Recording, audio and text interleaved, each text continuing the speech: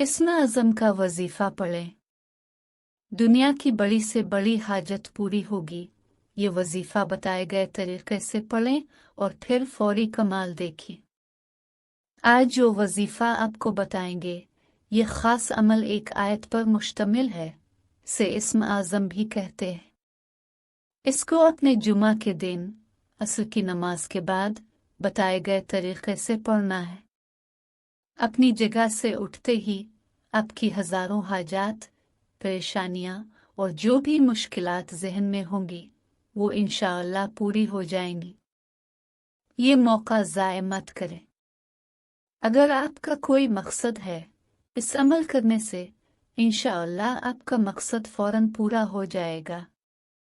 जो भी हाजत होगी वो पूरी हो जाएगी। इस आयत करीमा के बारे में हमारे प्यारे आका का फरमान है कि हज़रत यूनुस ने मछली के पेट में ये दुआ की थी, जिसकी बरकत से अल्लाह ताला ने उन्हें इसकी आजमाइश से निजात अता फरमाई थी।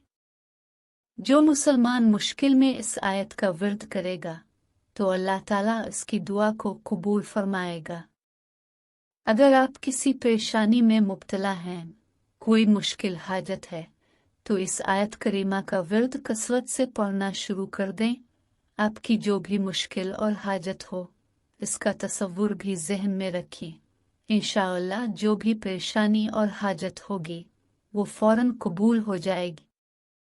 वो आयत करीमा सूरत अल-अंबिया की आयत नंबर 87 है।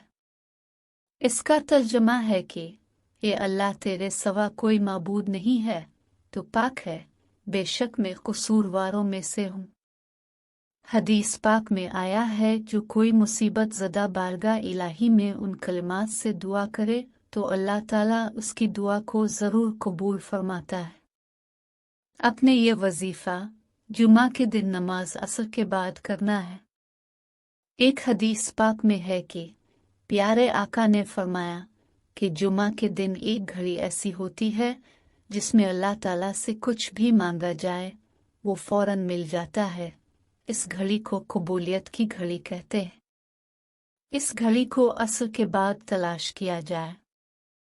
इस वक्त को ज़ाय मत किया करें। इस वक्त में अल्लाह ताला की बारगाह में रू रू कर दुआएं किया करें। अल्लाह ताला आपकी मुश्किलात और परेशानियों को हल फरमा देगा। अपने इस आयत करीमा को 100 मरतबा पढ़ना है। जाए नमाज पर बैठकर क़िबला रुख होकर ये अमल करना है। आप ये वजीफ़ा शुरू करने से पहले 3-3 मरतबा दुरूद पाक लाजमी पढ़ें। अगर आपको हमारी ये वीडियो पसंद आई है तो हमारे चैनल उर्दू ख़जाना को सब्सक्राइब कर दें, ताकि आप इस तरह की आने वाली मज़ीद कारआमद वीडियो देख सकें। शुक्रिया।